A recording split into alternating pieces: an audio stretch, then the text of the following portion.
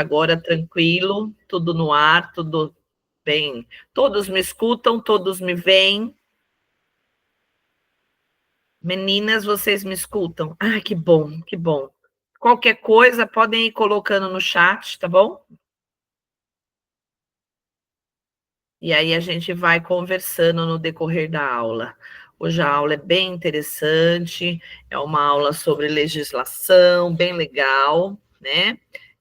A gente vai estar falando sobre a principal lei, né, considerada pelo sistema educacional, que é a LDB, também conhecida como Lei Darcy Ribeiro. Então, hoje a gente vai ter bastante conteúdo. Se vocês tiverem dúvidas, vão colocando aí no chat, vão colocando no ar, tá? Eu espero que as pessoas estejam lá conseguindo entrar para que a gente consiga aí ter todo mundo no ar. De qualquer forma, lembrando que esta aula ficará gravada e vocês podem estar indo na plataforma e conseguindo estar obtendo elas aí, tá bom? Tá visível o meu compartilhamento para todo mundo? Tranquilo? Então, nossa aula de hoje é sobre a LDB. E a LDB, o que ela diz, né? É a lei que define a educação como um processo formativo, né? Que ocorre em várias esferas. Formativo, o desenvolvimento e ela se desenvolve na vida familiar, na convivência humana, no trabalho, nas instituições de pesquisa, nos movimentos sociais, nas organizações da sociedade civil e nas manifestações culturais. É onde nós temos a educação. E aí, a legislação, ela é específica para o que acontece dentro dos espaços oficiais. Claro que cada família tem a liberdade da sua formação para educar os seus filhos. No entanto, há princípios éticos e que são ressignificados dentro do ambiente escolar. E a LDB, ela vem definir, né, esses processos formativos, como deverá ocorrer essa formação dentro dos ambientes oficiais. No título 2 dos princípios e fins da educação nacional, eu queria lembrar que a LDB ela foi criada após a nossa Constituição. E na nossa Constituição, ela já dizia o quê? Que o nosso povo é independente, que o nosso povo tem que ser soberano, produtivo, que a nossa cultura deve ser valorizada, que as nossas crenças, né, diversas devem de ser aceitas e consideradas, que existe uma história do nosso povo, né? Que a gente tem que ter uma formação para a cidadania, conhecer os nossos direitos, e como é que a gente faz isso? Através das formações escolares, formando cidadãos críticos, conscientes, né? Respeitando a dignidade da pessoa humana, né? O que é diverso, o que é plural, o que é ético, trazer a inclusão, né? A não discriminação, os valores sociais de trabalho e de convivência, né? De livre como é que chama? De livre iniciativa, né? Então, a nossa Constituição permite toda essa situação dentro do ambiente escolar. O que a LDB vai fazer? A LDB vai trazer todas as normativas de como isso funciona dentro de um processo educativo. Porque nós, enquanto educadores, temos o papel do quê? De transformar a sociedade, de estar trazendo à luz as necessidades da transformação social e mantendo ela dentro de uma formação ética, respeitosa, uma educação para a paz, né? Então, a LDB traz essas definições. E quais são esses princípios? Os princípios da LDB, eles não podem e não ferem a nossa Constituição. A educação, ela é um dever do Estado e da família, visando o pleno desenvolvimento do educando. Então, existe uma corresponsabilidade da sociedade para que isso aconteça. Então, o que a gente está retificando, melhor, ratificando, confirmando a educação agora é um dever do Estado, um dever de estar promovendo educação gratuita. E a família tem a sua obrigação legal junto a esse educando menor, que é de trazê-lo à escola, de fazer com que ele frequente a escola, de fazer com que ele respeite a ética existente dentro da escola, o regulamento da escola. Então, esse é o papel da família. Da sociedade como um todo, trazer a formação independente do ambiente, se dentro ou fora da escola, dentro dos padrões educativos, ou seja, eu não posso ter uma discriminação, eu não posso ter um racismo, eu não posso ter uma minimização de alguma crença em favor de outra. A sociedade ela tem que respeitar essas normativas. Princípios como a igualdade, liberdade de aprender, gestão democrática, né? Que são princípios que já estão também lá na nossa Constituição. E aí, quando a gente traz à luz da LDB, ela explica especificamente o que seria esta igualdade, que é dar as mesmas condições de acesso para todos. Todos têm que estar dentro da escola com condições de acesso. Então, eu tenho aquela pessoa que tem uma condição financeira abastada e vai ter a matrícula na escola. Aquela que tem vulnerabilidade também, de igual forma, vai ter a matrícula na escola. Para aquela que tem uma situação financeira boa, eu talvez não precise de ter outros requisitos traçados pelo Estado. Aquelas que têm a vulnerabilidade, cabe ao Estado promover essa necessidade para que ele tenha igualdade de acesso à escola. Liberdade de aprender. Eu posso estar na rede pública, municipal ou estadual, ou na rede privada, e eu tenho que ser respeitado com a metodologia de aprender. Liberdade para conhecer diversos credos, liberdade para conhecer diversos autores, diversas pedagogias, a modo que este educando consiga realmente adquirir conhecimento e ressignificado para o que ele já tem. Isso é liberdade de aprender, tá? Gestão democrática. O que é uma gestão democrática? Uma gestão transparente. Como é que eu faço essa gestão democrática? Com a participação de todos os atores educativos. Quem são eles? Professores, coordenadores, diretores, agentes de organização, o educando, foco principal da nossa educação, e comunidade. Comunidade através da representação dos pais ou de entes da comunidade que queiram fazer parte de um conselho escolar, para que tudo que aconteça dentro da escola seja transparente, existe uma lisura de trabalho, né? E aí tem que ter uma moralidade. Todo esse trabalho é mostrado de forma que ninguém, servidor público ou algum ator em específico, tenha uma preferência, um ganho com os bens públicos ou com alguma regimentação, com alguma legislação que favoreça alguém em detrimento do outro e que tenha aí ônus aos cofres públicos. Então, uma gestão democrática. Recebeu o dinheiro, precisa dizer para todo mundo quanto recebeu e como é que vai gastar, né? Valorização dos profissionais e respeito à diversidade. Quando eu falo valorização dos profissionais, aqui ainda na LDB, eu estou falando no fato de eu ter os profissionais formados, né? Eu tenho que ter profissionais que tenham a capacitação, que recebam, como chama? Organização, formação, que sejam fiscalizados, né, para que a educação realmente seja valorizada. Eu não tenho tia tomando conta, eu tenho professor, eu tenho uma pessoa especializada.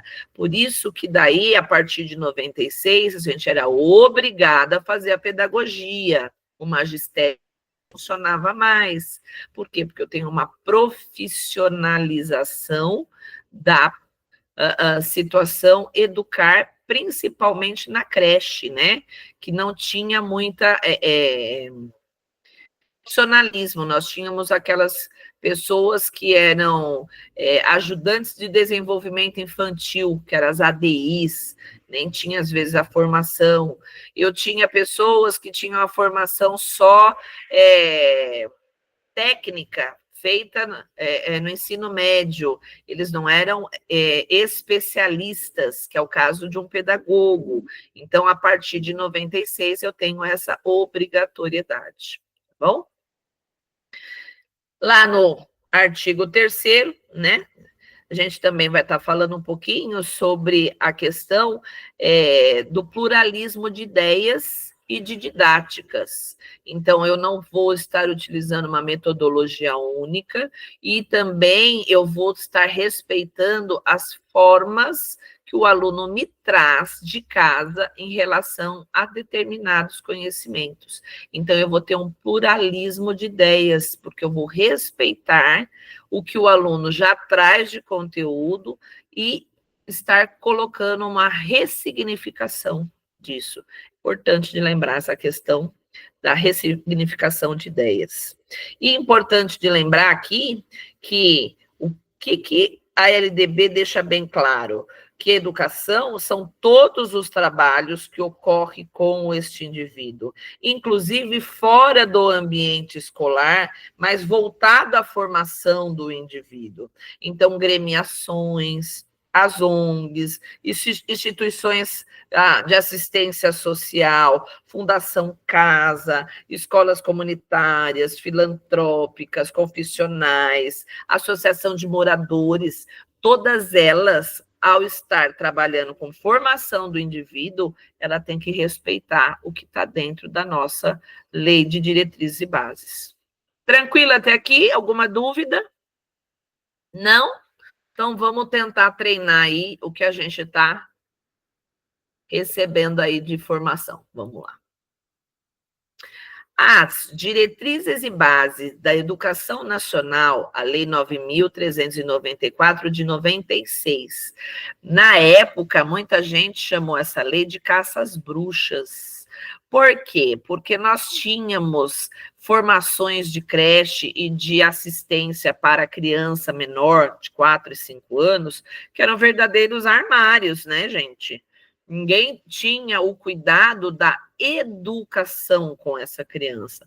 Nós tínhamos pessoas que, na verdade, tomavam conta, sem só cuidar de higiene, de brincar, de recreacionista, né? Sem a noção da formação educativa desse indivíduo. A partir de 96, tanto as pessoas que lá estavam trabalhando, quanto as locais onde se tinha o trabalho, passaram a ter uma fiscalização mais rígida, no intuito de formar o indivíduo, certo?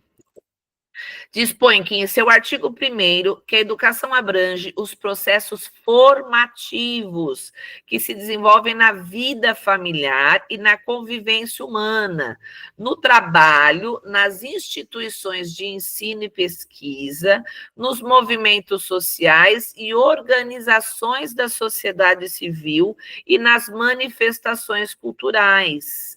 Essa afirmativa reconhece a existência de contextos educativos situados fora do âmbito escolar, exclusivamente em unidades de sistema único de saúde, através de profissionais das áreas médicas. O que vocês acham? Não, né, gente? Primeiro, a banca, se for VUNESP principalmente, a gente está tendo curso, quem quiser assista, a gente tem dado bastante dicas sobre isso, ela sempre busca colocar uma duvidazinha na cabeça de vocês. Mas sempre que vocês acharem lá, ó, exclusivamente, unicamente, você já desconfie. E aí, você passa, se você tiver dúvida, a ler o que a pergunta está me dizendo.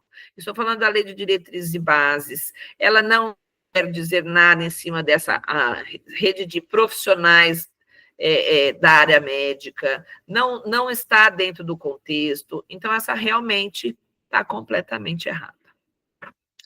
Apenas, olha lá de novo, palavrinhas que são, né, excludentes demais, apenas dentro de âmbito escolar? Não, se eu estou acabando de dizer que existem processos formativos fora do sistema, ela de cara começa errada, né, gente?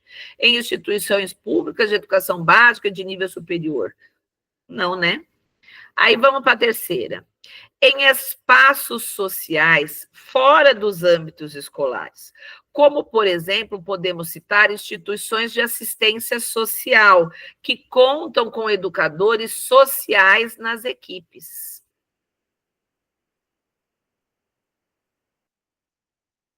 Todas elas você acha que tem palavras ruins? Sim, mas aqui eu estou me referindo, então, mesmo que você tenha. Essa dica aí é importante, hein, Jéssica? Quando a gente acha todas elas as palavrações, a gente vai jogando fora mesmo. Só que nessa aqui ela está sendo bem clara, né? Que existe espaços sociais, então a educação é a única que salva, perfeita. Existem a formação em espaços sociais, a gente aprende muito com o outro, né? Isso já é de Maria Montessori, né? A gente aprende com os pares, então eu estou falando em espaços sociais, e ainda ele está dando um exemplo, né? Que são as instituições de assistência social, que contam com educadores, né?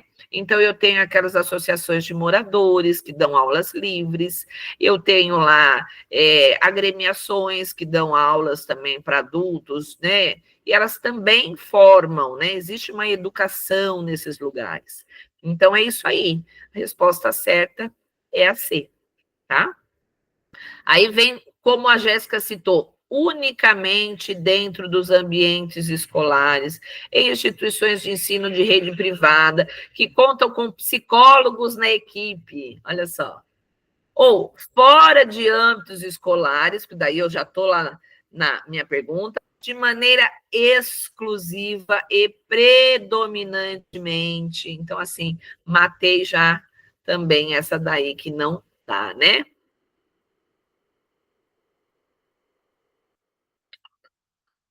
Predominantemente na vida familiar, eu descredencio a formação oficial, né? Então, essa daí tá, acho que é mais errada. Enfim, continuando. No título 3 da nossa lei, o que ela vai falar? Dos direitos e da educação e do dever do educar. Ele vai desde o artigo 4 até o artigo 6º. Então, lá no artigo 4, o que ele vai fazer? Detalhar o dever do Estado de garantir o direito à educação básica obrigatória e gratuita. Aí depois, o que vai ser mais importante aí? A adaptação para os alunos com necessidades especiais é dever de matrícula dos responsáveis. Então, assim, o que eu tenho?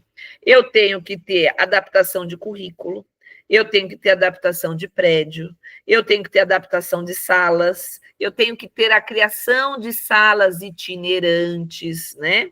Eu tenho que ter modalidade de EJA, para que todos possam ter acesso, né, a essa educação, mesmo aqueles que não tiveram em época adequada, né?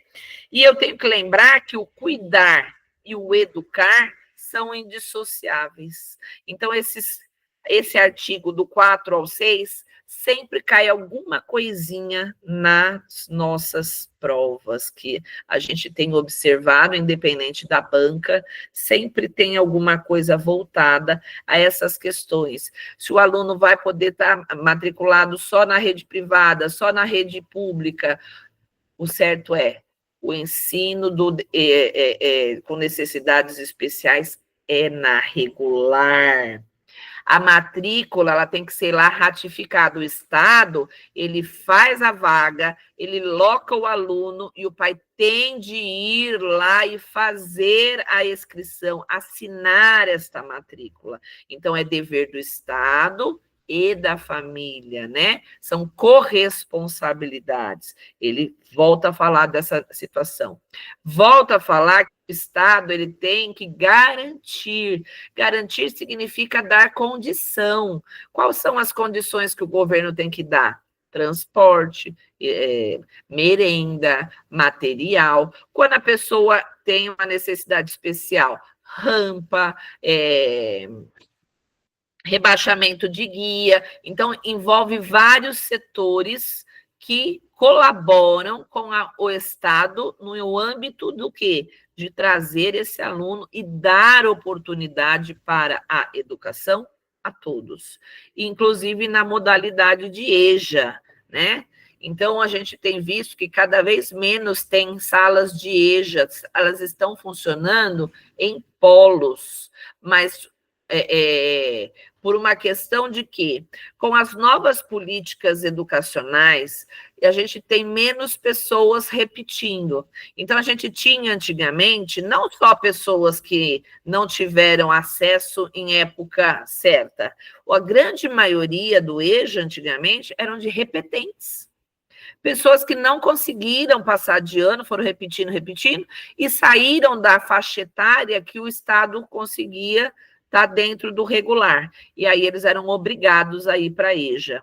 Com essa melhoria da qualidade, recuperação continuada, dar condição para o aluno estar dentro da escola, não ficar faltando, agora com o Bolsa Família, com o Bolsa Estudante, fazendo com que o aluno esteja dentro da escola, não abandone para ir trabalhar, nós observamos que a quantidade de salas de EJA diminuiu muito, principalmente nas capitais, e é por isso que estão em polos, mas ela continua existindo normalmente, assim como as salas noturnas. O que a gente tem observado? Que as pessoas têm conseguido terminar os seus estudos em época adequada. Nós temos as provas de reclassificação, nós temos a recuperação continuada. Então, assim, tem o ciclo, né, que o aluno tem a frequência e aí ele consegue levar até 3 dependências para o próximo ano e não repetir. Então, toda uma nova visão escolar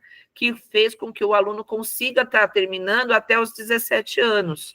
Como esse aluno é novo, normalmente ele não frequenta o noturno, porque hoje quem frequenta muito o noturno é quem está trabalhando. E ele trabalhando dentro de um horário de escola estava prejudicando muito o aluno. Então, agora nós temos, inclusive, né, a Bolsa Estudante, né, que é R$ 200 por mês, que eles recebem para não sair da escola, não irem trabalhar e terminarem os estudos em época adequada. Então, vamos lá. No capítulo 4, da Organização da Educação Nacional.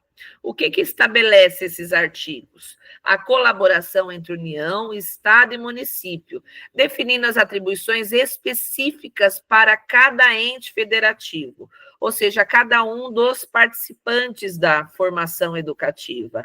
O município ficará preferencialmente com a pré-escola e educação infantil e Funde 1, que vai até, né, o quarto, quinto ano, Funde 2, que vai até a 8ª série. Então, essa é a turma da prefeitura.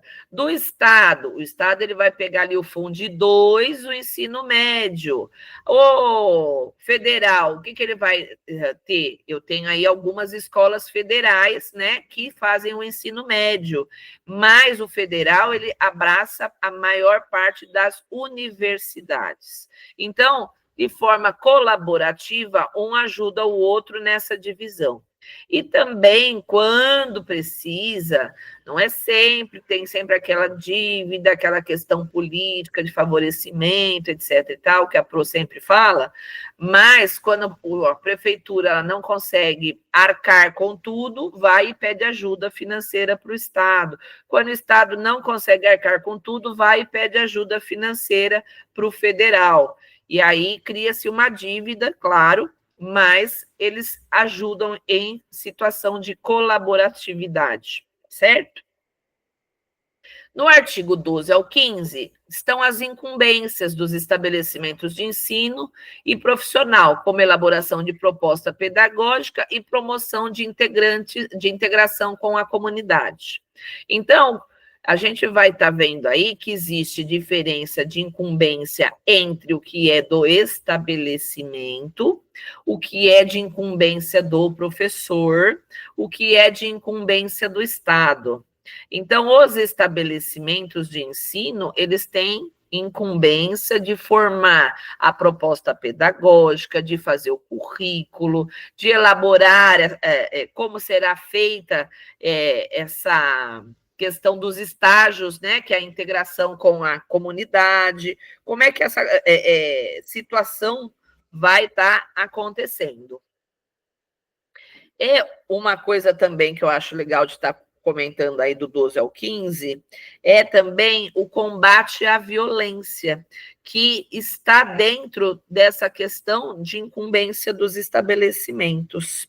Isso eu acho legal de estar falando, porque em muitas propostas pedagógicas eles aparecem, inclusive porque o ensino profissionalizante, ele tem um caráter de que o aluno seja protagonista dentro da comunidade onde ele está.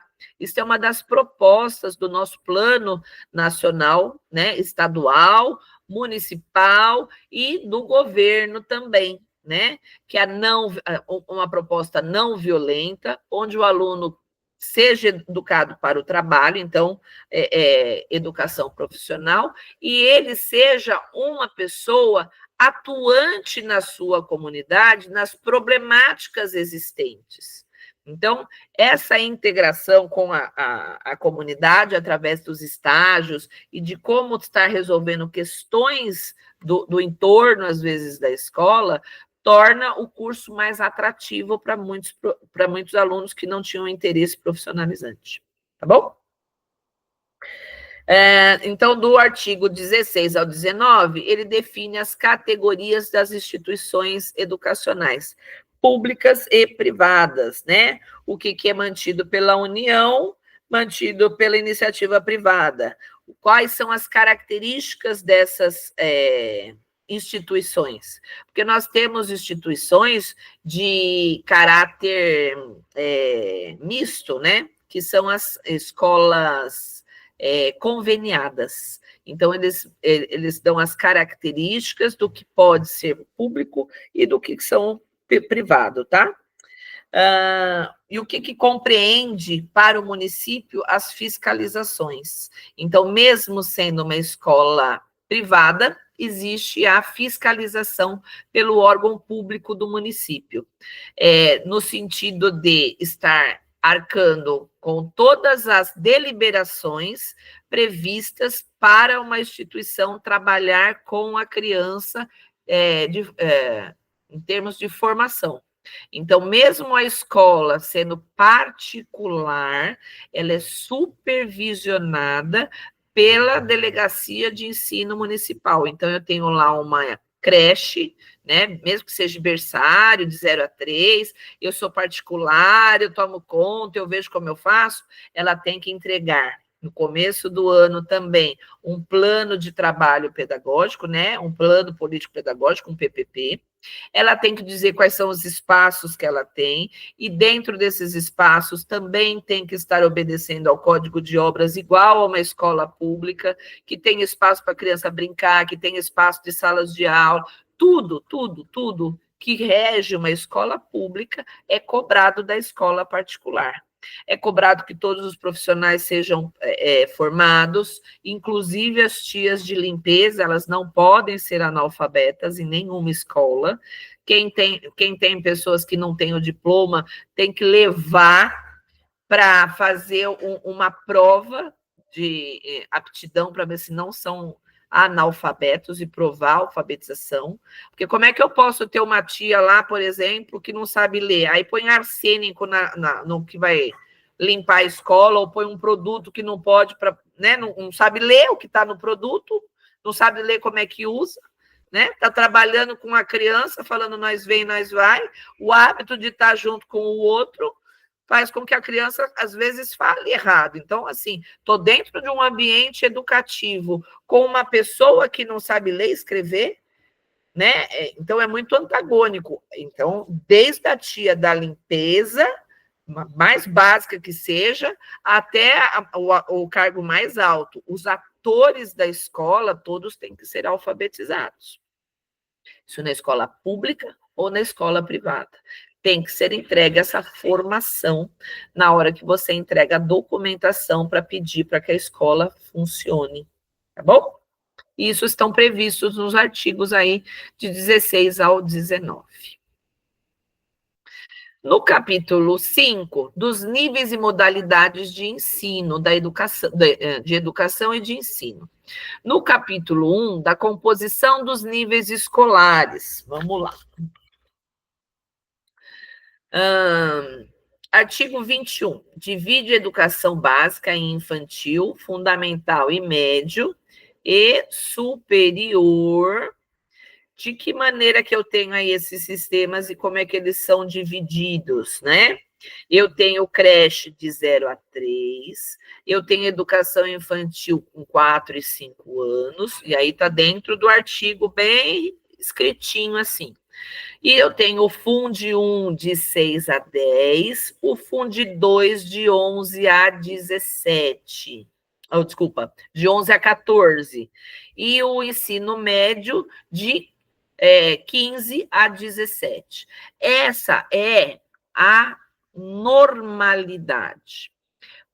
Mas eu tenho gente que eu conheço que tem 18 anos e está lá na escola ainda. Está dentro do sistema, ele vai terminar. Se ele repetir, ele tem que ir para um EJA. Eu tenho lá o aluno com 15 anos, a mesma coisa. Com 15 anos, ele não terminou o 9º ano, ele é repetente, ele pode ir para o sistema de supletivo, né, para educação de jovens e adultos, que é aquela situação onde permite que o aluno estude aquele ano de defasagem, né, que ele está atrasado, já está com 15 para 16 anos, mas não tem o 9º ano. Ele pode terminar em 6 meses e aí já buscar a escola regular para fazer o ensino médio. Está lá com 18 anos e não terminou o ensino médio. Ele busca o supletivo, o ensino de jovens e adultos, termina lá nos 6 meses dele, e aí já pode, com o diploma na mão, buscar uma vaga de vestibular ou de uma instituição de ensino superior para que ele possa estar concluindo isso, ok? Deixa eu ver aqui se tem alguma pergunta no chat. Estamos tranquilo aí, não tem dúvida nenhuma por enquanto. Se tiver dúvida, quiser comentar, levanta a mãozinha aí que a gente vai parando, tá bom? No capítulo 2, que vai do artigo 22 ao 28, o que ele vai falar? Ele destaca as finalidades da educação básica, organização em séries e necessidade de currículo ajustado às condições legais. Então, o que eu vou ter aí? Eu tenho como fornecer os meios de progredir no trabalho, que as divisões pode ser em séries, períodos, semestrais, ciclos, pode ser anuais, grupos não seriados com base na idade, que são as salas multifuncionais, principalmente quando eu atendo deficiente, para poder estar conseguindo atender o aluno elegível, né, do regular, eu tenho aquelas salas multifuncionais. E aí, nessas salas, eu posso ter uma diferença de idade, tá? Seriada. E eu tenho também, na prefeitura, acontecia muito, a sala de pique. Eu não sei se uma de vocês chegou a trabalhar com a sala de pique. O que era? Eram crianças que tinham idades em séries diferentes, mas com a mesma defasagem, ia para aquela sala para que o professor pudesse dar tipo uma recuperação diferenciada e eles se conseguirem se relocar. Eram chamadas salas de pique, tá? Então, isso é permitido pela LDB. E aí tem as definições aí entre os capítulos 22 e o 24, dizendo como pode ser dividido. Já caiu questão sobre isso? Como são divididos a educação fundamental? E aí aparecia lá, todo mundo achou que era assim, pré-escola, fundamental, ensino, Funde 1, Funde 2, e aí nas questões só estavam assim, séries, ciclos, grupos, agremiações, e aí então a resposta era essa do artigo 22 e 23. A escola, ela tem autonomia de fazer o quê? Período da manhã, período da tarde, a divisão é anual para o regular e semestral para o EJA. Os ciclos, ciclo de alfabetização, primeiro, segundo e terceiro ano, são um ciclo de alfabetização. Depois eu tenho o quarto, o quinto e o sexto, que é o intermediário, né? Então, eu tenho ciclos, e aí no primeiro ciclo eu não tenho a repetência, porque eu estou ainda alfabetizando essa criança. Então, isso é permitido pela lei, tá? Do 25 ao 26, a gente vai falar sobre as diretrizes para números de alunos por professores e currículo diversificado. Então, eu tenho uma quantidade máxima de alunos por professor, dependendo da série. Então, eu tenho lá no berçário 5 crianças para cada profissional. Aí vai lá para o maternal, eu já posso ter 10 para cada profissional. Aí vou lá para o jardim 2, eu posso ter até 15. Aí, lá na primeira série, né, que é com 6 anos, aí eu posso ter 25. Aí, depois, na segunda série em diante, eu posso ter 35. Então, é o que define a quantidade de alunos por ano série pela faixa etária, tá bom? E o currículo diversificado, lembrando que os currículos de pré-escola, eles são preparatórios, são para desenvolver características e habilidades que serão motivadas na série ano de frente. Então, no primeiro ano também eu tenho todo um trabalho diversificado, eu tenho uma BNCC própria para isso, eu tenho legislação própria para isso. Aqui no artigo 26, ele fala da possibilidade que deve de ser contextualizado e adaptado. Aí as minúcias disso vai aparecer lá na BNCC, lá na frente. Tá bom? Vamos continuando aqui. Na seção 1, sobre educação infantil, eu tenho uma seção enorme aqui. O artigo 31, ele vai falar detalhadamente sobre educação infantil, tá? Então, no artigo 29, educação infantil, primeira etapa da educação básica, tem como finalidade o desenvolvimento integral da criança de até 5 anos. Por que ele está fazendo essa clareza nessa informação? Para que não tenha dúvidas a respeito da criança com 6 anos, pode estar no ensino, no EMEI, ou ele vai para o IMEF, para onde ele vai? Eu tenho a questão da criança que vai ter a demanda, eu já falei isso em algumas outras aulas, quem consulta lá a plataforma já deve ter visto, né? A gente tem uma questão de atendimento de demanda. Aqui em São Paulo, é março a demanda que é atendida. Então, a criança que faz 6 anos até março, 31 de março, ela consegue a vaga imediata para ir para o primeiro ano dos 9 anos. O Estado tem uma abertura de até junho. Tem muita gente que, para a criança não atrasar, põe no Estado no primeiro ano, depois volta com ela para a prefeitura. Eu já ouvi muitos casos assim, por causa dessa diferença. Mas aqui o artigo deixa claro, porque antigamente as escolas privadas, elas faziam diferença no seu regimento e aceitava a criança fazendo 6 anos lá até dezembro. Então, isso aqui ficou claro, que a criança ela tem que estar com os 6 anos para ir no primeiro ano, né? E com 5, ela tem que estar na educação infantil. Por quê? Porque deve ser respeitado seus aspectos físicos, psicológicos, intelectuais e sociais, completando a ação da família e da comunidade.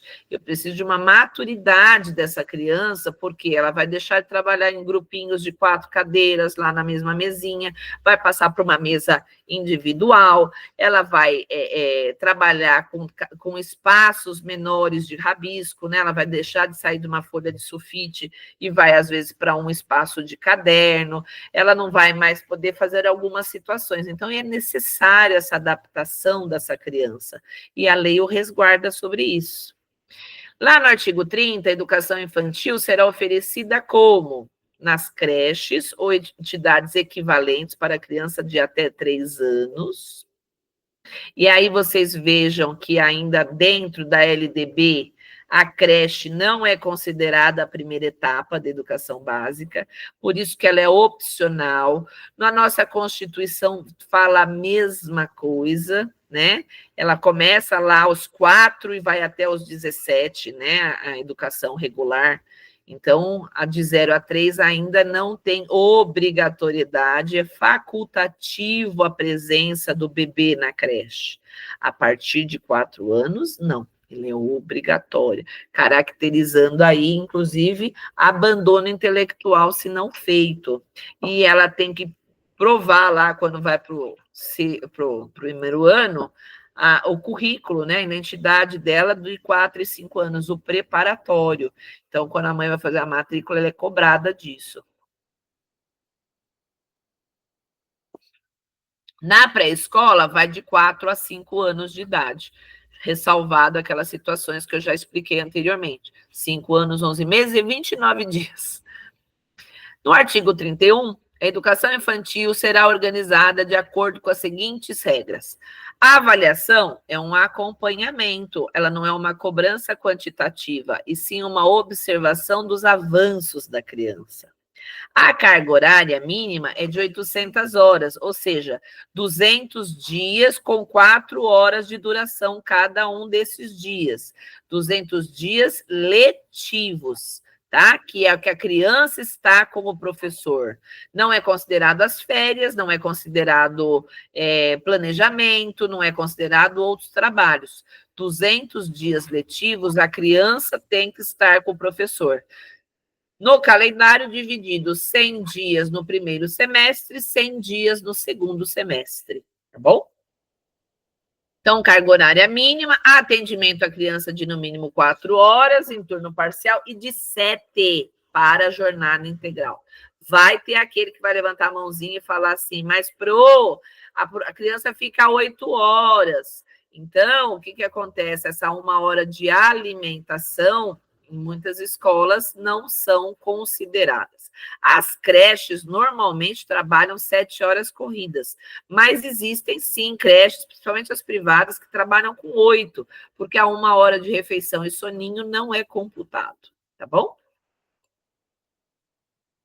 Então, vamos ver o que a gente entendeu aí do que a Pro falou até agora. Segundo a Lei de Diretrizes e Bases da Educação, a LDB, a educação abrange processos formativos que se desenvolvem na família e no convivência humana, com relação às garantias à educação e o direito a educar. É correto afirmar o seguinte, vamos lá. Atendimento educacional especializado, gratuito aos educandos com deficiência, transtornos globais ou desenvolvimento de altas habilidades e superdotação transversal a todos os níveis, etapas e modalidades, preferencialmente na rede especial de ensino. O que vocês acham? Estão na dúvida, gente? É porque ela vem certinha até aqui, né? Vem muito bonitinha. Aí, quando chega aqui, ó, preferencialmente na rede regular. O pai pode optar para ir para uma rede especializada? Pode, mas desde que seja vinculado à rede regular, tá?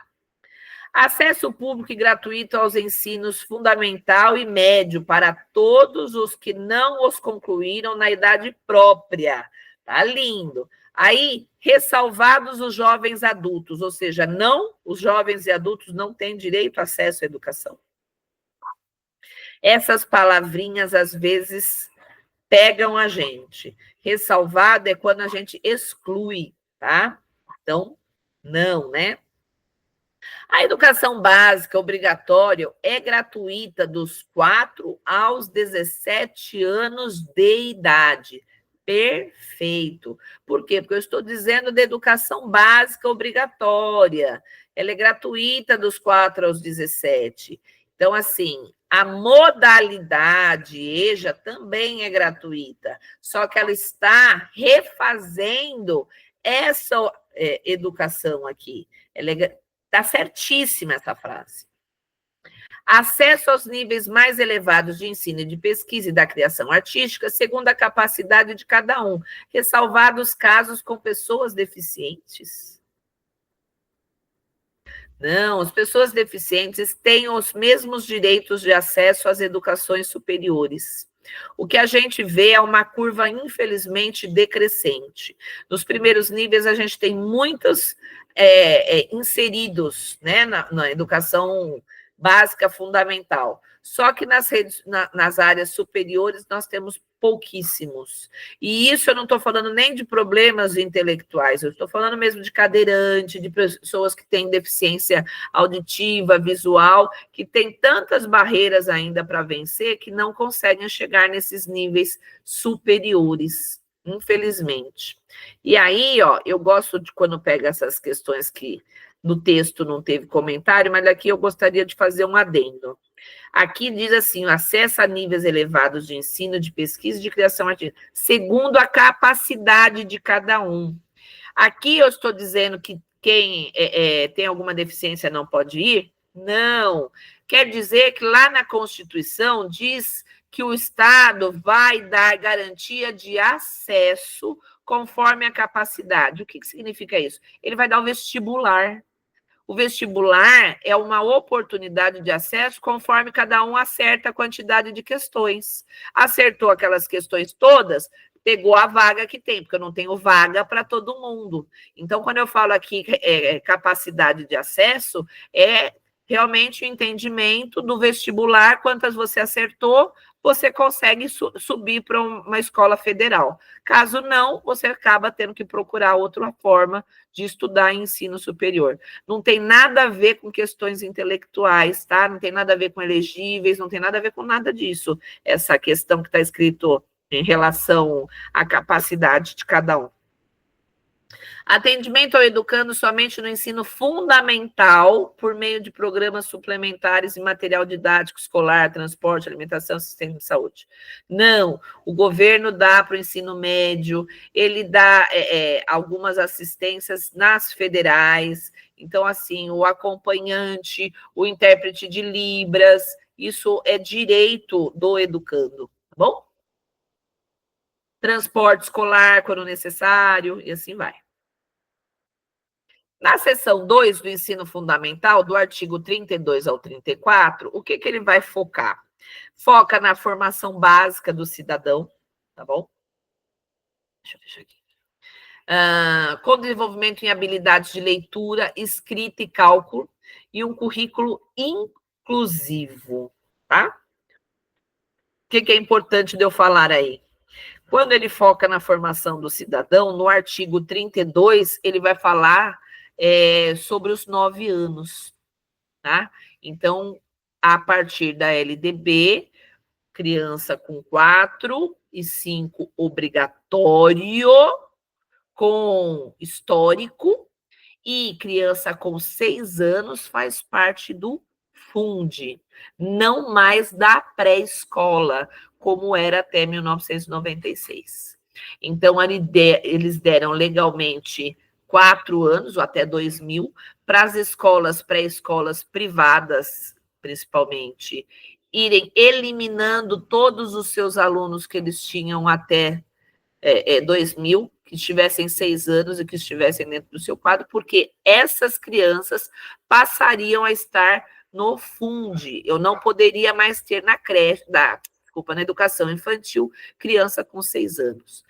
Essa deliberação está aí nessa 32. E também, na 33, ali, ela vai estar falando um pouquinho sobre o ensino religioso, que é de matrícula facultativa. Ou seja, o Estado oferece e o pai faz a matrícula se quiser, é opcional, tá? Vai falar desse mínimo de 4 horas, que é um progressivo período de permanência, ou seja, ela começa a dizer o que nós estamos passando hoje. No nosso Plano Nacional de Educação, e a gente está dizendo que pelo menos 85% das nossas escolas fundamentais será com período integral, que é aquela criança que ela vai entrar, toma um café, estuda, almoça, estuda e sai. Então, a turminha entra às 7 e sai às 2 e pouquinho da tarde. Então, tem mais horas. Para a pré-escola, às 7 horas, ainda está valendo tudo bonitinho, ok? Na seção 3 do ensino médio, o artigo 35 ao 36, ele visa consolidar o conhecimento, preparo para o trabalho, a cidadania, com ênfase nos fundamentos científicos tecnológicos, ou seja, o ensino médio tem duração de 3 anos, ele deve de preparar para o trabalho, preciso que eu tenha articulação com a comunidade através dos estágios, né? Ou de instituições especializadas. Quem são essas? Da abertura aí para a SENAC, para a SENAI. No ensino médio, então, eu tenho que preparar para o trabalho, os itinerários que aparecem, formativos, técnicos, né? As ETECs, né? Que são escolas específicas de formação técnica. Então, elas estão dentro desses artigos aqui. Na seção 4, da educação de jovens e adultos. A educação de jovens e adultos destina-se àqueles que não tiveram acesso ou continuidade de estudo na idade própria, promovendo a educação ao longo da vida. Aqui em São Paulo, eu sempre falo, é sempre fora da curva. A gente tem o Instituto Claramantelli, por exemplo. Você elimina todo o ensino médio. Eles te dão uma apostila, você vai, você estuda e marca as suas provas, e você também pode fazer eliminação de matéria. Você vai lá e elimina português, depois você elimina matemática, até que você consiga o seu diploma. Então, existe também essa possibilidade, e eles estão aqui nesses artigos. O sistema de ensino manterão cursos e exames supletivos, permitindo que jovens e adultos concluam a educação básica e o ensino médio. Nada mais é do que o que a Pro já acabou de explicar. Na educação profissional e tecnológica, vai aparecer do artigo 39 ao 42b, porque a gente tem seções dentro do artigo 42. Artigo 39, educação profissional e tecnológica integra-se aos diferentes níveis de ensino, visando preparar para o trabalho a ciência e a tecnologia, né? Tecnologia profissional em todos os níveis, com diferentes estratégias, instituições especializadas e em ambiente de trabalho. É isso que está dando legalidade para essa formação. Lembrando que hoje, sem educação midiática, não existe educação. Então, na LDB, lá de 96, antes da pandemia, já previa essa situação que nós temos hoje. E esse artigo é o que abre o espaço para as aulas de EAD que vão acontecendo, né? Vão aumentando gradativamente. Porque a educação tecnológica, midiática, que pode ser profissionalizada, inclusive a longa distância, os cursos, tá? No artigo 40, a educação profissional pode ser desenvolvida em articulação com o ensino regular ou por meio de educação continuada. É isso que a Pro está explicando, tá bom? 41, habilidades adquiridas na educação profissional podem ser avaliadas e certificadas, ou seja, o que que eu tenho? Eu tenho lá o curso do Senac, eu vou sair com o curso técnico do Senac, mas eu estou fazendo ensino regular, normal. Eles podem ser concomitantes. Eu estou fazendo a regular e estou fazendo a ETEC, um curso de modas, concomitantes. Certificado da regular, certificado da ETEC. A avaliação na regular, a avaliação lá na ETEC. A avaliação na regular, a avaliação no Senac. Um não substitui o outro, e são certificados distintos. 42 e 42A. Instituição de educação profissional podem oferecer cursos abertos à comunidade. A organização dos cursos deve seguir eixos tecnológicos e possibilitar itinerários formativos contínuos. Eu estou defasada, eu sou um mecânico, eu quero fazer um curso para aprimorar, para melhorar. É que nem quando a gente tem um app no celular, não entra uma versão nova, você não tem que baixar lá uma versão nova. Os cursos técnicos, a mesma coisa. Ele pode dar um curso específico de uma modalidade nova. Eu tenho, por exemplo, o Power BI, que é salvar lá o negócio na nuvem. Quem fez o primeiro curso lá de Google aprendeu a salvar na nuvem, lá no OneDrive. Aí agora, com o Power BI, ele vai aprender a jogar todas as planilhas, subir estatística, tudo para a nuvem. Então, é um curso de melhoria. Eu posso fazer um curso profissionalizante para costureiras, por exemplo. Né? Eu tenho um monte de mão de obra numa localidade e que eu vejo esse nicho de mercado. Eu abro um curso profissionalizante de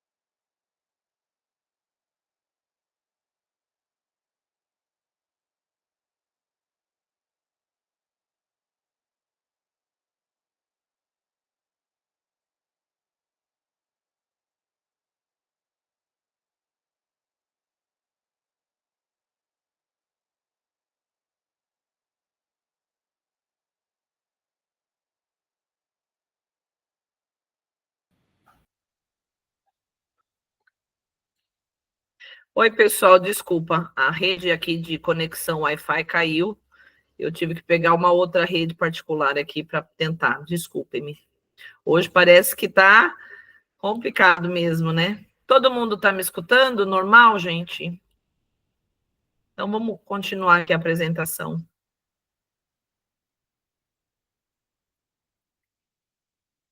Vamos lá. Então, continuando de onde a gente parou, peço desculpas. A oferta de educação profissional deve considerar a qualidade da instituição e a adequação do contexto social e econômico, que é o que a Pro estava comentando, né? Então, a educação profissional, ela tem que oferecer a educação de acordo com as necessidades da região. Então, eu vou oferecer um curso técnico, por exemplo, em recursos humanos, em administração, num lugar onde que eu veja que a população tem essa característica. Eu vou oferecer um curso mais voltado à mecânica, num lugar onde que eu vejo que tem essas características. Por quê? Porque o curso profissionalizante, ele tem o intuito do quê? Formar o cidadão para que ele trabalhe produtivamente na sua comunidade, na sua formação, na nação.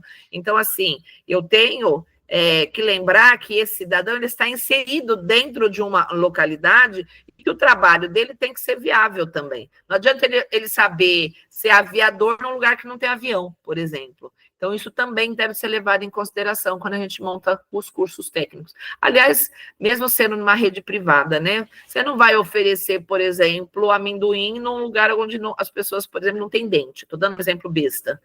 Mas é isso, tá bom? Vamos ver o que a gente entendeu de tudo isso? Apesar dos nossos altos e baixos. No capítulo 3 da Lei 9.394/96, a atual LDB dispõe sobre educação profissional e estabelece que esta modalidade de ensino seja desenvolvida em articulação com... Vamos pensar, gente. Aí, vamos pensar. O ensino regular ou por diferentes estratégias de educação continuada em instituições especializadas ou no âmbito do trabalho. Tá legal, né? Vamos ver se essa é a mais certa. Apenas o ensino regular nos níveis da educação básica ou superior em instituições especializadas. Né, gente? A gente está falando aí, é bem do artigo 40, tá? O artigo 40, ele fala bem sobre essa situação. Educação profissional, ela pode ser desenvolvida em itinerários técnicos, escolas técnicas, ETECs, cursos, senais, estágios em empresas, né? Então, não só dentro das instituições especializadas, mas dentro das empresas, que é onde eles fazem os estágios. Então, eu não tenho como. E também, eu tenho que lembrar que a educação para o trabalho, ela está dentro de todas as modalidades, para que eu chegue numa educação profissionalizante técnica, que é o auge, né, no ensino médio e superior, tá bom? Mas eu tenho que ter o quê? Uma contextualização com a comunidade. Quando que acontece isso? Quando eu tenho os estágios dos meus alunos. A educação básica, ou por diferentes estratégias de educação continuada em instituições públicas de ensino e pesquisa. Será que pode ser? Educação básica ou diferentes estratégias de educação continuada. Sim, mas eu tenho que estar na sociedade, né? Então, eu tenho que estar com essa educação dentro de um sistema que está levando esse camarada para um estágio. Então, eu tenho que ter uma empresa vinculada, né? Porque se eu estou falando de trabalho, acabei que essa não dá. O ensino regular em instituições públicas ou no ambiente de trabalho. Só que eu preciso de diferentes estratégias, que para que eu possa ensinar profissionalmente, eu tenho que utilizar todas as estratégias para que o meu aluno compreenda o que ele vai fazer. Então, está incompleta. A apenas a educação básica em instituição pública ou privada. Não, né, gente? É educação básica no ensino médio e no superior. Então, todas elas têm um pequeno probleminha, uma pequena imperfeição. Então, quando a gente busca a resposta, a gente busca sempre a mais completa. O ensino regular ou por diferentes estratégias de educação continuada em instituições especializadas ou no ambiente de trabalho. Tranquilo? Essa é um pouquinho mais difícil, né? Para que a gente possa ter a formação completa, eu preciso de que eu tenha professores. Eu não posso que um professor de português vai ensinar como que ele vai trocar um parafuso. Eu preciso de um especializado. Então, a educação profissional requer professores especializados. Hoje, uma das grandes brigas, né? Porque o Estado está contratando professores com notório saber, e nem sempre um profissional da área para poder estar ministrando aquelas aulas nos cursos profissionalizantes oferecidos. Tranquilo aí, gente? Todo mundo está me escutando? Estou tranquila? Fala um oi. Estou me sentindo tão sozinha. Então, tá bom, gente. Obrigada. Olha lá. Vamos lá. A Lei de Diretrizes e Bases da Educação Nacional, no seu artigo 43, os alunos que tinham extraordinário aproveitamento poderão abreviar a duração dos seus cursos, né? A educação superior visa a criação cultural, formação profissionalizante, e pesquisa, ciência, difusão de conhecimento. E também no artigo 43, ele fala sobre a questão de banca. Quando você. E aí também vai do 43 para o 44, falando dessa situação, tá, gente? A duração, requisito, qualificação dos professores para poder estar trabalhando junto a essa pós-graduação. Cursos e critérios para esses cursos precisam ser passados com antecedência. Então, abarca os cursos de graduação. O que eu preciso dentro desse curso de graduação? De pós-graduação, o que vai ser oferecido?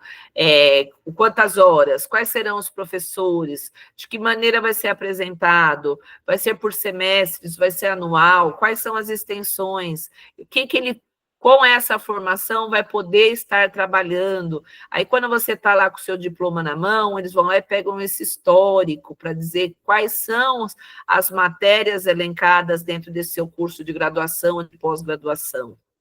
E aqui da 43, a educação superior visa a criação cultural, formação profissional, pesquisa científica e difusão de conhecimento, certo? E aí, o que ele prevê também? Que os alunos que tenham extraordinário aproveitamento, eles podem fazer esse curso em menos tempo de duração, tá? Os cursos de acordo com as normas do sistema de ensino, claro, mas para que ele possa fazer isso, ele tem que desenvolver um TCC, defender na frente de uma banca e ser aprovado por metade mais um, né, dos que estão compondo esta banca, para que ele possa estar graduando mais rápido. Tá? Também existe essa previsão dentro do artigo. Do 45 ao 47, definem as instituições de ensino superior a duração mínima de 200 dias letivos. Então, não é porque que é ensino superior, eu posso fechar o ciclo em menos tempo. Eu, inclusive, estava dando aula ontem, teve professora que falou assim, tá, e se não dá os 200 dias letivos, faz como? Continua no outro ano. Não terminou dentro dos 365 dias de um ano, vai ter que terminar no outro, como que aconteceu nas greves das universidades federais, que teve esse ano, aí o pessoal teve só 7 dias de férias, ou então não teve emenda de feriado nenhum, vai adentrar pelo dentro do mês de dezembro, se bobear, vai terminar um pedaço dentro do mês de janeiro. Como também quando teve a invasão das escolas, eu não sei se vocês lembram disso, que os alunos acamparam dentro das escolas, e aí a aula continuou pelo próximo ano, por causa disso. Tem que ter os 200 dias letivos para que eu feche um ciclo e passe para outro período, para outro estágio, para outra, né, a carga curricular. Então, 200 dias é obrigatório para todos, inclusive universidades, tá bom? 48 a 49. Diplomas de curso superior têm validade nacional e há regras para transferências de alunos, né? O que eu tenho... ali também entre a 45 e a 47 existe o artigo 46, que fala sobre o credenciamento e a validade do curso. Então, eu tenho o meu curso, as universidades gozam de autonomia de gestão financeira, de curso, de como vai fazer as grades. Mas, para que o curso tenha validade, ele precisa de um mínimo, né? Como um curso de, vamos pôr, de direito. Se ele não tiver um mínimo de requisitos de legislação, de judiciário, de português, de matemática, ele não é considerado. Então, tem gente, às vezes, que fazia um curso numa faculdade e a faculdade ainda não foi validada. Não sei se vocês já ouviram falar. Então, ela precisa ser validada antes de ser começado a dar as aulas. A gente, principalmente nas redes privadas que fazem isso, eles estão fazendo um estelionato com o aluno, tá? E aí também existe a previsão em cima dessa validação do curso, de quão o curso é forte ou não, dependendo da carga horária e da magistratura, né? Quem são as pessoas que lá estarão para ministrar aquela aula. Isso está previsto também aí no artigo 46, tá bom? Então, voltando lá ao 48 ao 49, o que é essa regra de transferência de aluno? Eu tenho um aluno que ele está, vamos supor, sei lá, numa escola A, mas ele sabe que a escola B ela é melhor. Eu estou dentro da escola A e a escola B aceita a minha transferência. Então, mas só que essa concorrência é grande. Então, como é que essa transferência é feita? É feita também por prova de mérito, né? Então, para ver a aptidão, existe uma... como chama? Prova classificatória, para saber se o aluno realmente tem competência para estar fazendo essa transferência de vaga, tá? Mediante processo seletivo para essa transferência. Então, ela é possível, existe a legalidade, né, de transferência de vaga, mas mediante um processo seletivo, tá? No 50 ao 57, as comunidades acadêmicas, né, terão a gestão democrática também desse universidade, né? Então, ela tem autonomia para criar os cursos, fixar os currículos, devendo seguir as diretrizes nacionais e a garantia da gestão democrática. Como é que é feita uma gestão democrática dentro da universidade? Elas são feitas através daqueles centros acadêmicos, né? Então, você tem lá os representantes do Centro Acadêmico de Direito, os representantes do Centro Acadêmico de Odonto. Quem são? São alunos que compõem a banca desses conselheiros dos centros acadêmicos e que eles têm voto consultivo pelas faculdades.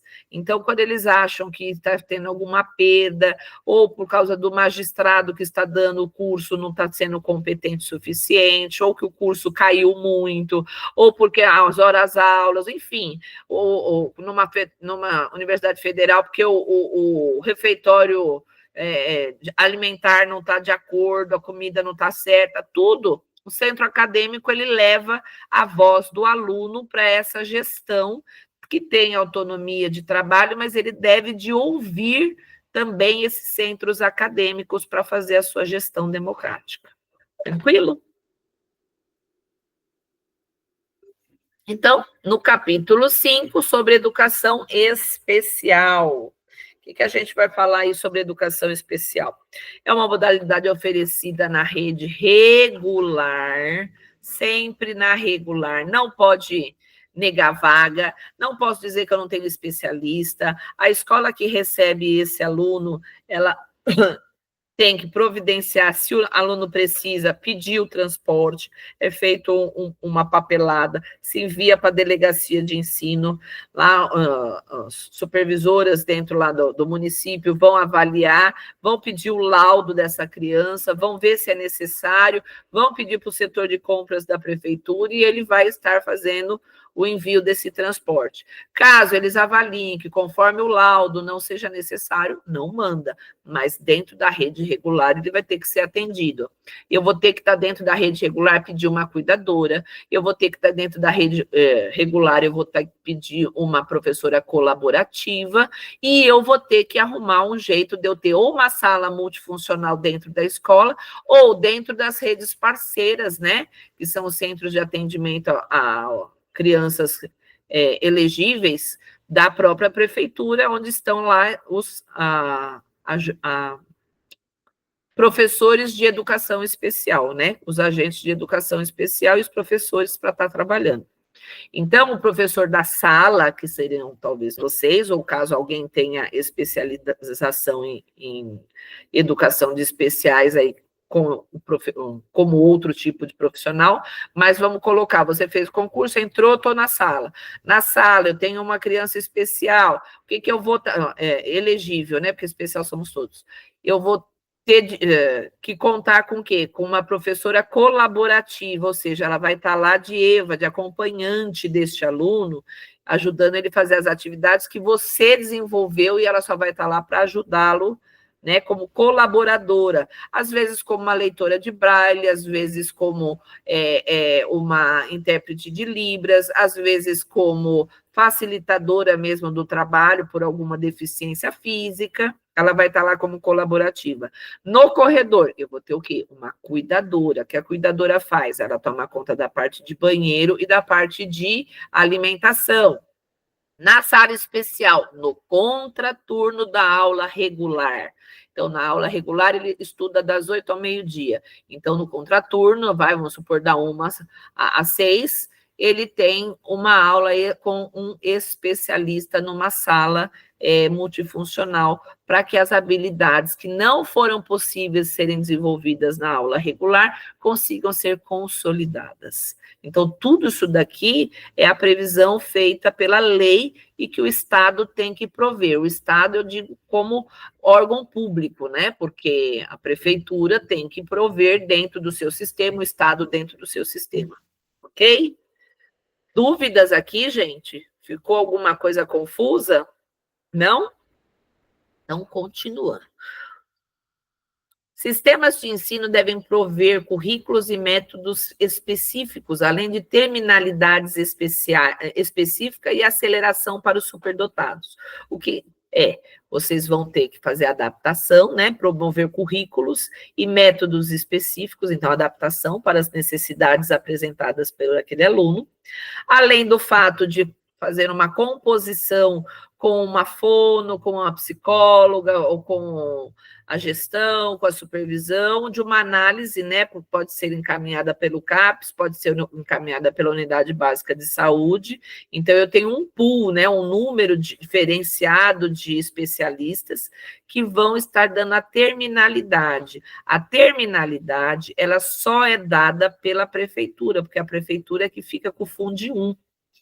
Então, essa terminalidade tem que ser dada até a 8ª série, desculpa, até o 9º ano, antiga 8ª série, até o 9º ano, que é dizer que aquele aluno, infelizmente, já exerceu toda a sua capacidade de abstrair alguma habilidade. Ou seja, além daquilo, ele não vai. Eu vou estar forçando uma situação que não existe.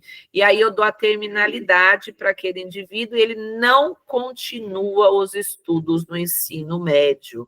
E os pais não serão imputados em nenhum crime por não estar matriculando, apesar de ser menor de idade, no ensino, dando continuidade aos estudos, porque ele recebeu terminalidade pela escola.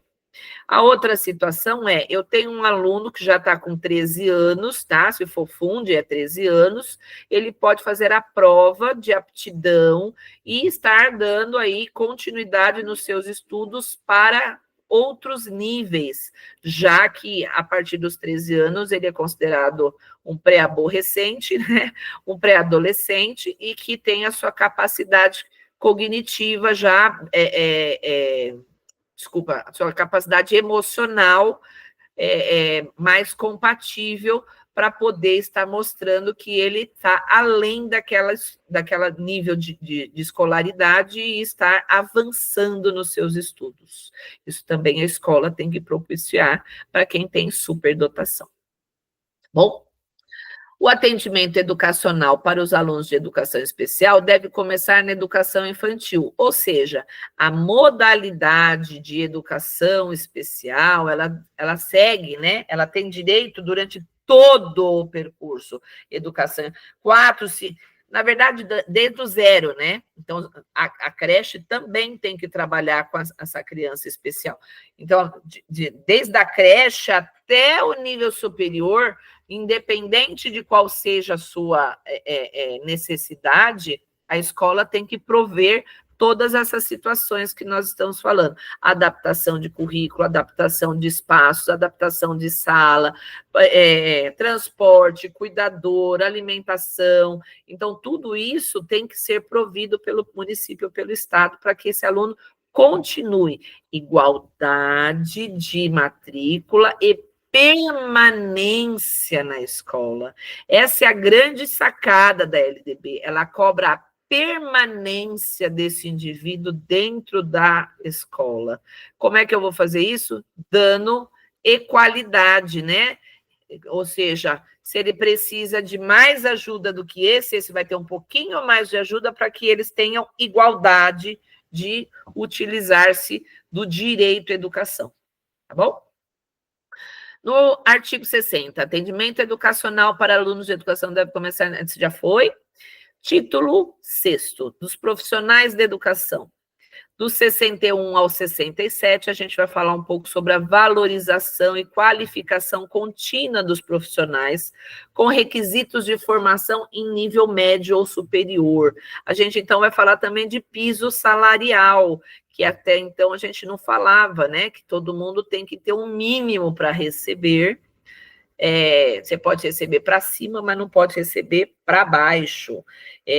Na verdade, está um pouquinho mais lá embaixo, que é no artigo 70, fala um pouco sobre o piso salarial, e depois, na Lei 11.738 de 2008, fala mais claro sobre esse mínimo de piso salarial pago para o profissional da educação.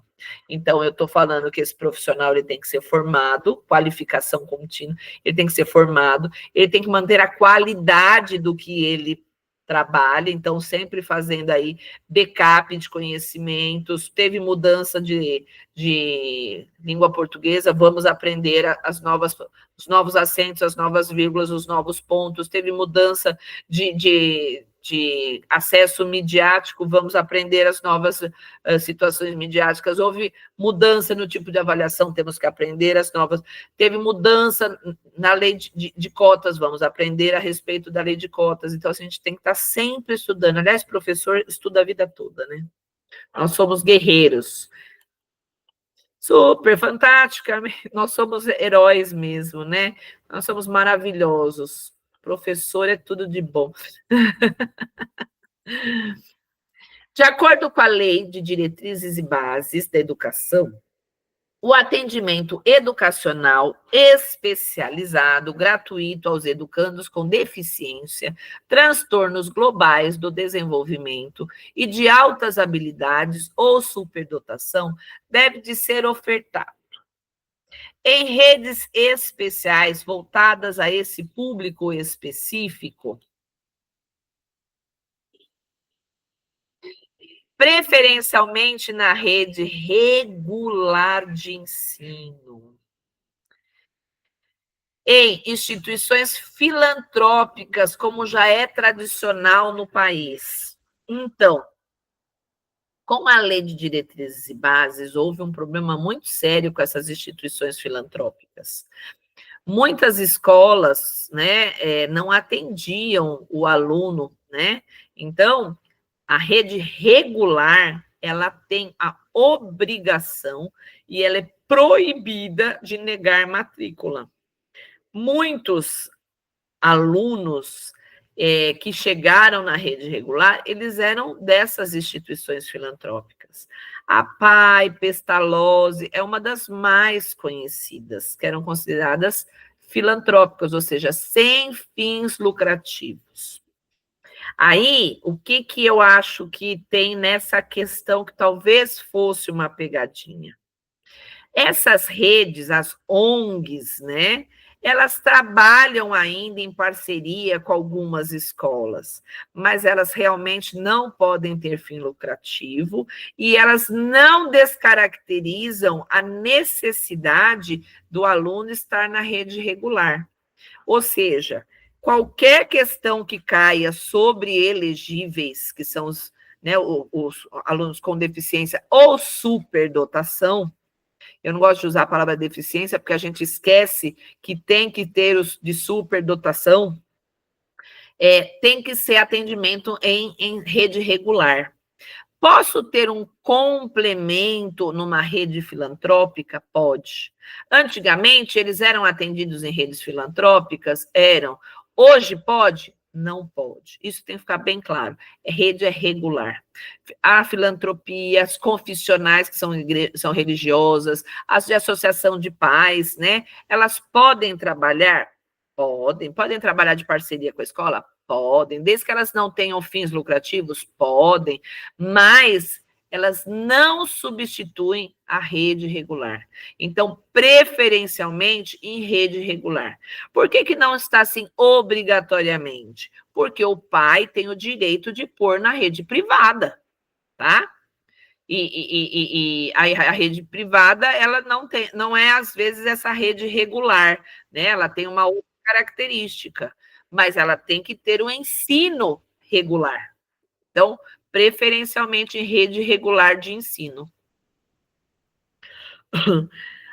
Aí, ai, gente, tá ruim. Em unidades que contêm com aparato para reabilitação social e cognitiva. Olha como eles puseram nessa questão várias pegadinhas.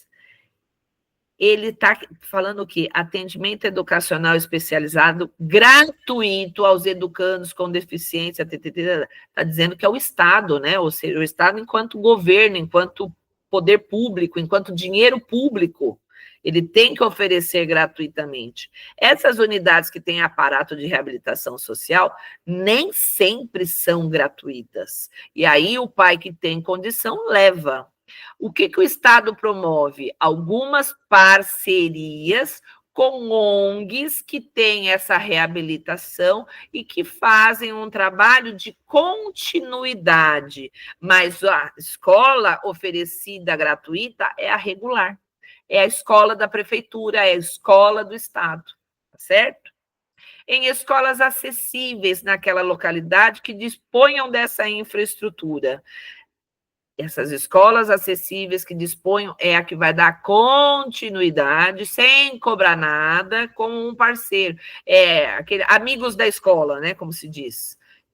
Tem a CEDEM, tem uma série de outras instituições que fazem lá um filtro de quantos podem atender e atendem. Tudo bem, mas o ensino, a alfabetização que a gente está sendo cobrado aqui pela LDB é na escola regular. Tranquilo, gente? Então, resposta certa, a B, preferencialmente na rede regular de ensino. Vamos continuar aí para a gente não atrasar, porque a gente teve tantos intercalços. Vamos fazer mais rapidinho para vocês não ficarem cansadas. Afinal, hoje é feriado. Título 7. Dos recursos financeiros. No artigo 68, define que a educação deve ser financiada por recursos provenientes dos impostos. Então, essa é a grande questão quando a gente fala lá nos elegíveis, né? Todo valor calculado para aquele ano, para as escolas, já deve englobar, se tiver alguma necessidade, de um repasse para essas instituições filantrópicas dos impostos. Então, o governo ele vai contribuir com 18% da receita bruta dos impostos da federação, os estados e municípios com 25%. E dentro desse valor de 25%, tem que estar tudo. Né? Então, não tem esses 25 para a educação e depois eu vou ter mais dinheiro para gastar com alguma necessidade diferente. Não, dentro desses 25 vai estar tudo, mais os 18 que eu vou estar recebendo da federal. Então, eu tenho 18 da federal e 25 do meu estado. Aí, tem gente que fala assim, mas é a somatória 18 mais 25? Não, 18 é da unidade de todos os estados, é do que vem do federal.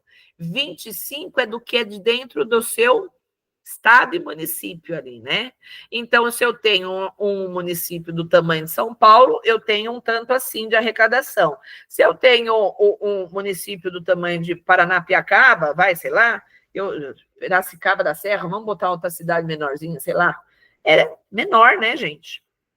Então, eu tenho uma contribuição que vem grande de tudo e eu tenho uma contribuição que vem daqui. Se eu levar em consideração que o primeiro PIB, primeira quantidade de impostos, né, a primeira coisa, assim, primeiro valor de imposto é da federação, o segundo do estado de São Paulo e o terceiro da cidade de São Paulo. Ou seja, o terceiro, a maior arrecadação é de São Paulo.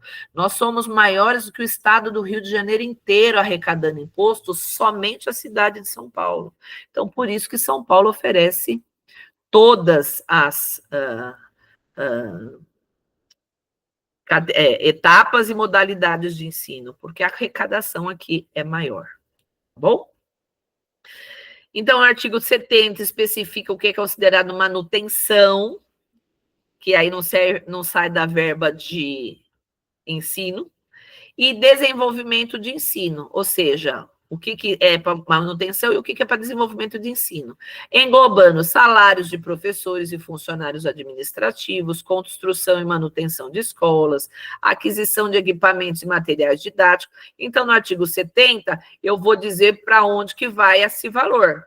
O que é para o desenvolvimento de ensino é desse valor, o que é para manutenção é de uma outra situação. Tranquilo até aqui, gente? Alguma dúvida? Não? Então, vamos ver como é que nós estamos nas questões. São despesas de manutenção e desenvolvimento do ensino previstas na LDB, ou seja, exceto, ou seja, que está errada, aqui não está prevista despesas de manutenção não é desenvolvimento de ensino, que é como diz ali em cima, no meu artigo 70. Então, são despesas de manutenção e desenvolvimento de ensino. Então, menos o quê? Remuneração e aperfeiçoamento do pessoal docente e demais profissionais da educação? Sim, faz parte da manutenção, a remuneração e trabalhar com o meu profissional. Levantamentos estatísticos, estudos e pesquisas visando a principalmente ao aprimoramento da qualidade e a expansão do ensino, sim, isso está dentro lá da minha verba de manutenção, que eu tenho que ter uma estatística de como está o IDEB, o IDESP, quantos alunos com deficiência eu vou ter, né? O que eu vou precisar melhorar dentro da minha rede de ensino, onde está precisando de creche. Então, isso está dentro lá da minha previsão de manutenção e de desenvolvimento. Concessão de bolsas de estudo e alunos de escolas públicas e privadas, aqui o pessoal ia falar não. E aí eu vou explicar por que essa está certa. Todo mundo ia botar aqui por causa do e privadas. O que cabe aqui? Concessão de bolsas de estudo é o CAPES, né? O que a gente lá tem quando a gente vai fazer pesquisa na universidade, a gente não recebe uma bolsa para estudar? Tem as bolsas de estudo. E aí, isso está na rede pública e está fácil de entender que existe. E a rede privada? A rede privada diz lá na nossa Constituição e também na LDB o quê? Quando eu tenho uma criança, por exemplo, de 6 anos, ela está com 6 anos feita, eu não consigo atender a demanda dela, eu não tenho escola nenhuma. Eu não tenho porque eu não tenho nem perto da casa dela, e nem se eu botar ela no transporte para mandar ela para mais longe da casa dela, eu não tenho vaga. Eu tenho que arrumar uma vaga numa rede privada de ensino. E isso tem que estar dentro da minha cota de valores para manutenção. Então, isso aqui é a famosa pegadinha. Então, manutenção e desenvolvimento tem que prever aquela falta de vaga na escola pública. E aí o pai entra com um pedido de jurisprudência dizendo que ele quer que a prefeitura pague a vaga dele numa escola. Isso é uma situação. A outra, eu tenho escolas conveniadas, né? Então, ela não é uma caracterização apenas uma escola pública, ela também é mantida por uma rede privada, através do quê? De donativo. Então, eu abro um precedente para que exista uma bolsa dentro dessa escola conveniada. Então, cai aí também nessa letra C. Que essa letra C, que eu acho que é o que mata nessa questão de número 5. E aí eu tenho lá programas suplementares de alimentação, assistência médico-odontológica, farmacêutica, psicológica e outras formas de assistência social. Aí todo mundo ia marcar essa como certa, só que o governo não dá assistência farmacêutica para o aluno e nem dá assistência médico-odontológica. Ele dá uma cuidadora, ele dá o transporte, ele dá professores, tá? Que é o que a LDB diz. Isso daqui não é da LDB, tá bom? Ai, eu tinha até marcado aqui uma situação dessa questão. Deixa eu ver se eu está aqui. E ela está prevista num outro artigo. Quer ver? Deixa eu ver se eu marquei aqui. Não, acho que não. Essa aquisição aqui, olha, ela está no artigo 71, se eu não me engano, falando o porquê é que ela não está prevista. Porque ela não é de manutenção e desenvolvimento de ensino. Assistência médico-odontológica, eu não estou falando de ensino. Farmacêutica, eu não estou falando de ensino. Por isso que essa é que está errada.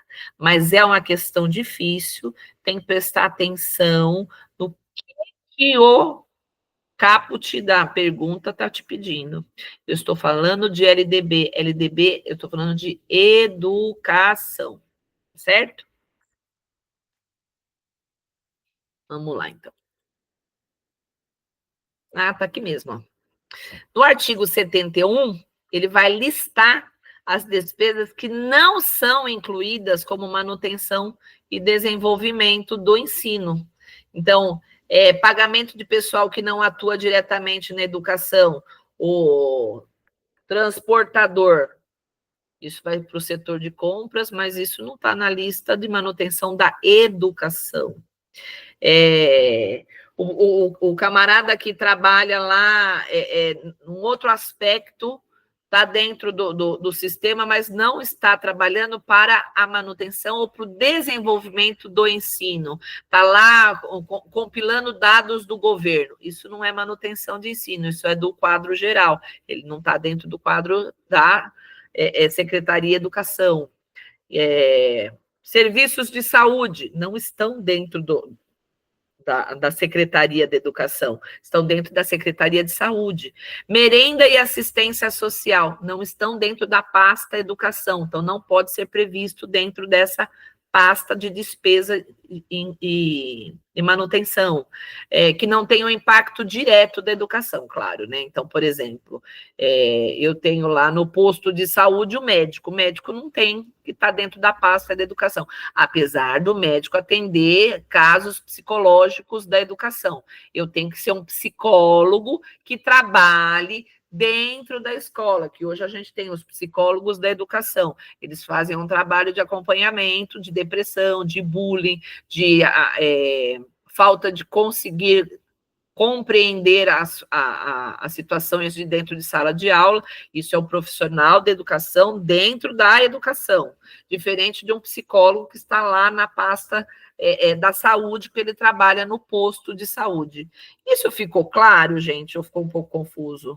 Deu para entender por que é que esses profissionais não estão inclusos nessas despesas? Tá bom. E ele está aí previsto nesse artigo 71. No 72, permite que o Estado utilize recursos públicos para educação infantil em instituições comunitárias, que é o que eu falei lá em cima, né, gente?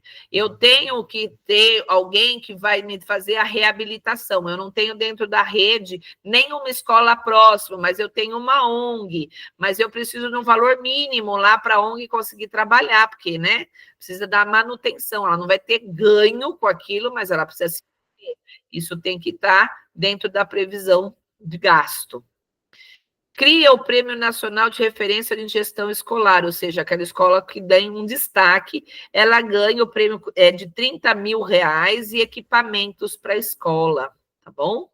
Determina que o controle de fiscalização da aplicação dos recursos sejam feitos para garantir o uso adequado com fundos destinados à educação. Ou seja, gastou nota fiscal, prestação de contas. A prestação de contas tem que acontecer a cada 30 dias e no final do ano total tem que bater essa prestação de contas anuais das escolas, para que assim elas mostrem, ó, gastei com coisas que era para educação. Comprei uma cafeteira para os professores. Não é custo de educação, você vai pagar do seu bolso, você vai fazer rifa de amigos, você vai fazer vaquinha e vai botar lá na sala dos professores. Pô, mas o professor não pode ter uma garrafa térmica? Não do custo do que vai para a educação. Não é nem manutenção e nem desenvolvimento de ensino. Entender? Então, lá no título 8º, que dispõe sobre o artigo 75 a 87. Afirma que a LDB é aplicável tanto em instituições de ensino pública quanto privadas, conforme eu já falei lá em cima. Tudo que coube aqui, que eu falei, que servia para o município e para o Estado, serve para todas as instituições particulares. Adequação do desenvolvimento científico e tecnológico ao trabalho cooperativo. Isso é o tripé das universidades, né? Você ensina, você desenvolve cultura e expande cooperativamente. Então, aqui eu aprendi a fazer um corte sei lá, de um DNA específico. E através do quê? Estou com os alunos estudando em laboratório, um dos meus alunos teve essa capacidade. Eu vou trocar esses artigos científicos em prol de uma melhoria para a nação, tá? Orienta que o ensino deve ser adequado aos avanços e desenvolvimentos científicos e tecnológicos, preparando o estudante para participar ativamente do progresso da sociedade. Isso que eu estou falando. Se eu conseguir o desenvolvimento de alguma situação, essa situação tem que ser relevante para a sociedade e eu tenho que utilizá-la, né, em prol do bem comum. Incentiva o trabalho cooperativo entre instituições educacionais de diferentes setores sociais e econômicos. A Embrapa, né, todos os desenvolvimentos que é feito no agronegócio, na agricultura, desenvolvimentos farmacêuticos em prol de uma melhoria de qualidade de vacinas, tudo isso é um incentivo de cooperatividade das instituições educacionais. Estabelece um sistema de ensino que deve proporcionar uma educação diferenciada e bilíngue para a população indígena, valorizando as suas culturas próprias. Então, quando eu faço um plano, um PPP, né, lá nas aldeias, é sempre chamados líderes das aldeias, porque eles são conselheiros educacionais sobre as metodologias e que plano será feito para aquela escola indígena. E um grande avanço que hoje a língua indígena, formação de profissionais que falam a língua indígena mãe de cada nação. Nós temos mais de 70 nações indígenas.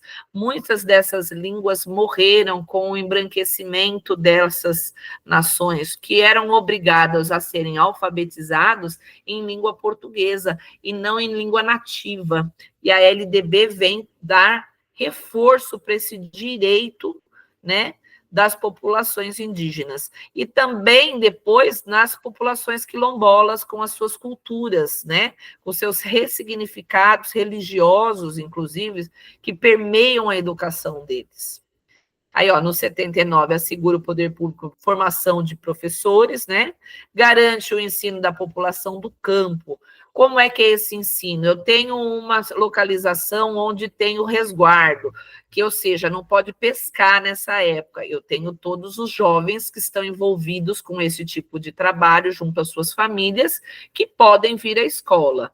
Na época de pesca, esses jovens não estão dentro da escola. Então, permite a contextualização dessas escolas para que elas montem os seus calendários que possam se adaptar à necessidade dessas populações, bem como em localizações onde nós temos aí o plantio. Quando está na época de colheita, os jovens, muitos ajudam em casa e não vão à escola. Então, para que eles não tenham percas educativas, eu vou estar mudando. Tem lugares que chove muito ou chove pouco, também os calendários têm essa possibilidade de contextualização junto a essas populações, tá? Define o sistema de ensino a oferecer educação básica de jovens privados de liberdade. Ou seja, mesmo o jovem que está preso, né, na Fundação Casa, ele recebe orientação, alfabetização, eles são separados por grupos, né? Claro que seguindo toda uma normativa legal, para que os jovens com menor delito não estejam expostos àqueles jovens mais agressivos, mas todos deles recebem os professores, então os professores dão aula dentro da fundação, bem como é direito daquele que está internado receber. Então, por exemplo, lá no GRAAC, eu tenho uma escola lá dentro, onde os alunos que estão internados para fazer tratamento de câncer, eles tenham, e eles também seguem faixa etária, responsabilidade com o desenvolvimento emocional, equitativo daquele aluno que está recebendo a formação. Regula a educação à distância, artigo 80, como um meio legítimo de ensino, ou seja, o que eu já falei lá em cima, a questão do EAD, né, educação à distância, ela passa a ter toda essa normativa, eu tenho que ter um encontro, pelo menos, eu tenho que ter fóruns de debate de opinião dentro dessas aulas de AD, as aulas têm que ter presença gravada, né, muitos que fazem aula por EAD, aí ou já fizeram, sabe disso, é o nosso caso aqui, nós estamos fazendo uma aula de AD, a aula fica gravada, existe material lá arquivado, lá para que vocês estejam utilizando.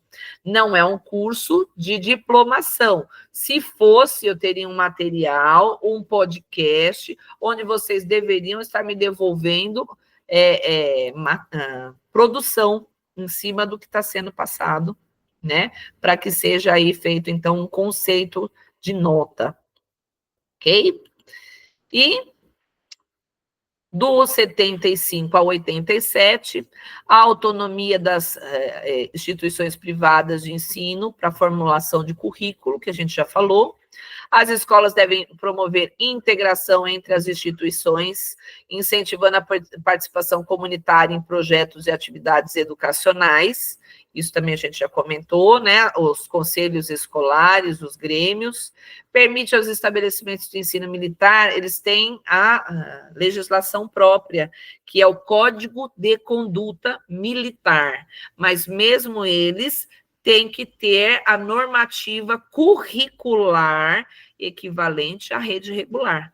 Então, o que se diz respeito de ensino, de conteúdo, é igual ao da regular, está lá previsto na lei, mas é atendido o Código de Conduta Militar, que não bate algumas coisas aqui, mas dentro da medida de respeitabilidade, porque existe uma jurisdição para o Código de Conduta Militar.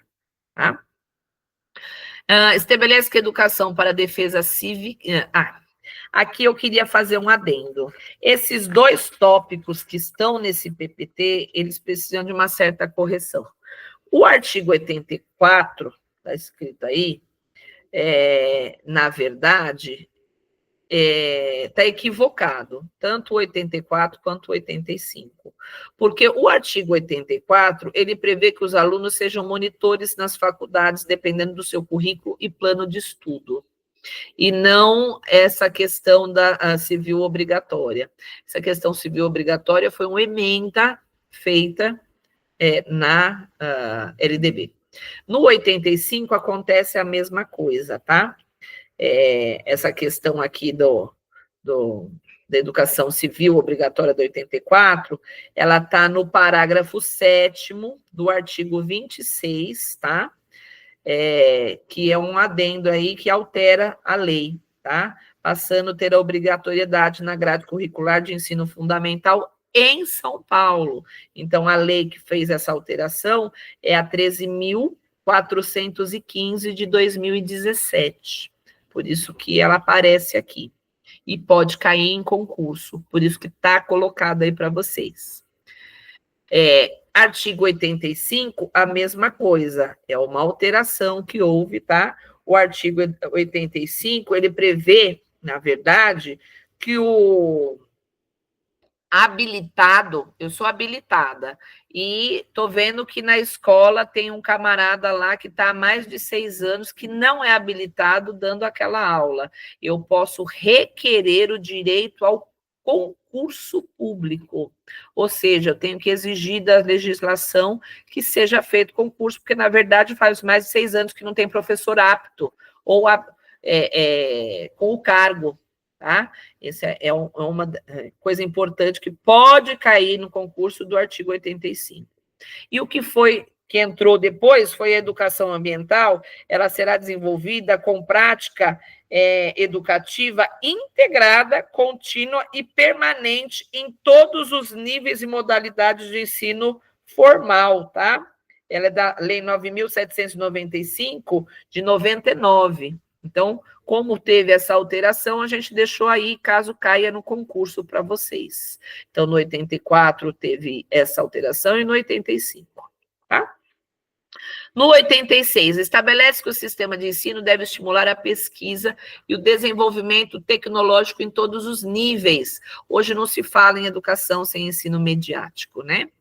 No 87, determina o prazo de 10 anos a partir da promulgação dessa lei, ou seja, até, no caso de 96, né? Seria até 2006, né? Para a universalização do ensino fundamental, visando garantir que todos tenham acesso a esse nível de ensino. Ou seja, em 10 anos, que todos estivessem dentro da escola. A gente conseguiu uma boa parte disso, aí depois teve que fazer algumas alterações. No 88, estipula os estados e municípios devem adaptar as suas legislações, tem o prazo, né, para se adaptar de 1 ano após a promulgação dessa lei.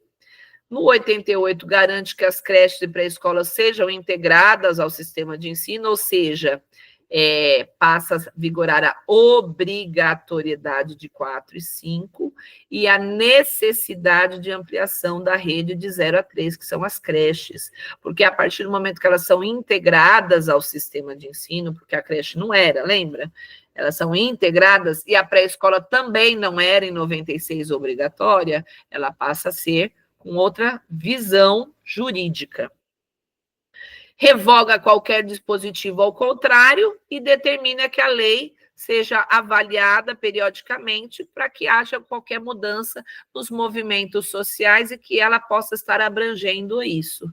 E no 92 diz que ela entra em vigor a partir da sua publicação em Diário Oficial, tá certo? E assim a gente termina a aula de hoje. Eu agradeço por demais a presença de vocês. E peço desculpas aí pelos interveios que tivemos.